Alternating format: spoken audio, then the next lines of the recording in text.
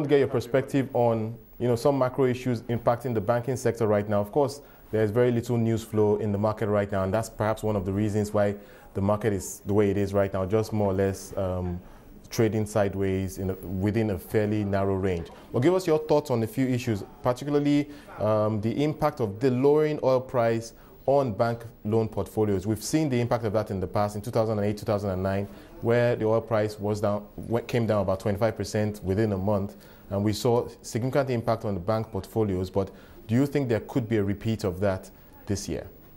Well, I think this year, at this point, it's still we still can't say at this point. I think it's still early days. But I think the reality is that there's that risk to possible delinquencies on banks' portfolios. And so I think it's a space we're watching. But I would say at this point, oil prices are still at steady levels. I would say they're still well above the budget benchmark of about over $70 per barrel. So I think at this point there's very little to worry about. And I think what's different now from where we were in 2008 was that there was a very steep decline in oil prices. But I think right now the decline has been quite steady, and I think there still appears to be some support for oil price at this point, or I would say at this level. So if we look at the banks, I would say where the stress points could be from is whether I would say would be from the oil traders. So companies that or banks that are exposed to companies that are trading in the oil market right now. And so if they get caught out in the market, there could be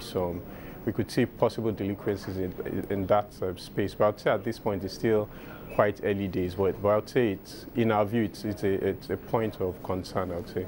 Well, I think one thing many people expect should mitigate that risk is the spread of bank loans portfolios in terms of concentration. In the past, we had seen banks concentrate their risk in certain industries. But given the reforms we've seen over the last 3 to 4 years, there is a view that banks cannot put a huge chunk of their loans in the oil industry, for instance. I think the maximum they can put in each industry is 10%. No, I would say if you look at the banking, the spread, the portfolio of banks right now, for most of the banks within our coverage, exposure is about 20% to the oil and gas sector.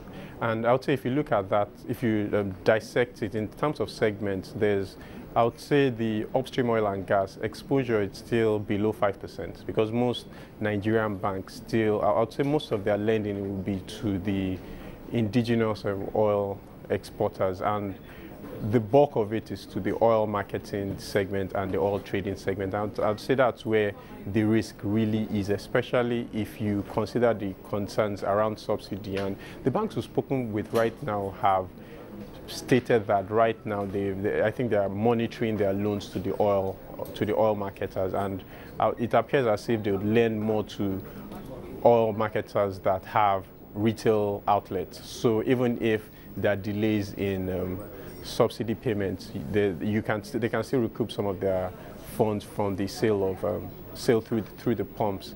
And so in that wise, I think there's still some, should I say, skewness towards the oil majors right now, and less to the independent oil marketers or oil importers. All right, so at this stage, very little to worry about.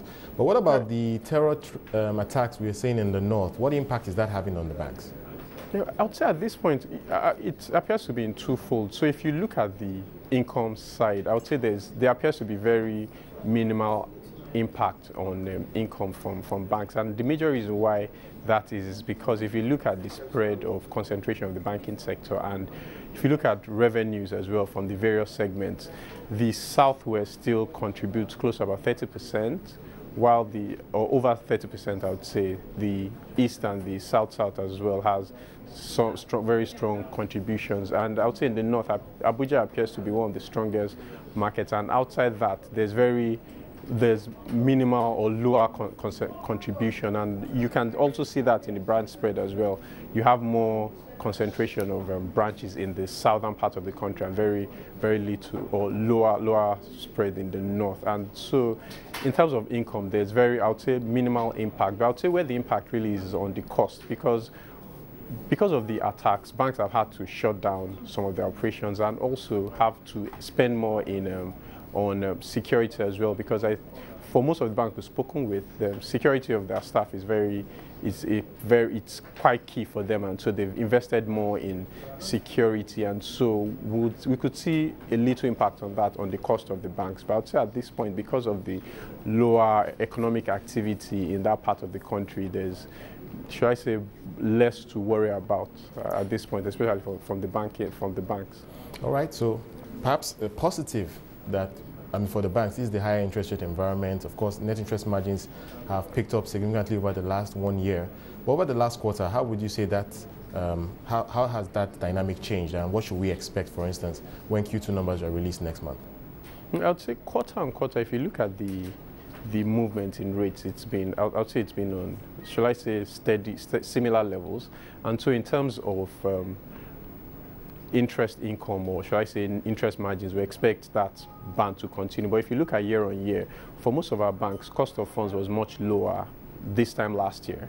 And for a bank like First Bank, for example, where cost of funds was at 2.1% as at Q1, we expect it to maybe tick up to a maximum of about 2.5 by Q2, because we've seen over 600 basis points increase in the MPR, and so for the, shall I say, the purchase funds, there was a strong rise as well. But because such banks as banks like First Bank, GT Bank, Zenith Bank, and even UBA as well have a longer or higher concentration in low-cost deposits, so savings and current accounts account for over close to 80% of their deposits. With such banks, we expect that they'll be able to maintain a low cost of funds, and given the higher interest environment and the ability to place funds in a very high yielding government instruments, we expect that they'll be able to maintain strong net interest margins. However, I would say the ability for banks, they've